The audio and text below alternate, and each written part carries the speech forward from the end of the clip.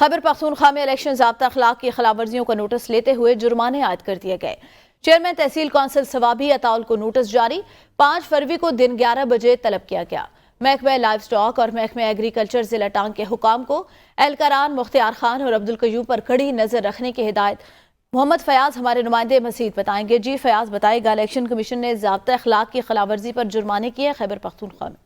پختونخوا کے election commission کی جانب سے ضابطہ اخلاق کی خلاف ورزیوں کے خلاف جو ہے وہ نوٹسز اور جرمانوں کا سلسلہ جاری ہے، چونکہ اس سلسلے میں وقفے سے جو ہے وہ نوٹسز جاری کیے جا رہے ہیں۔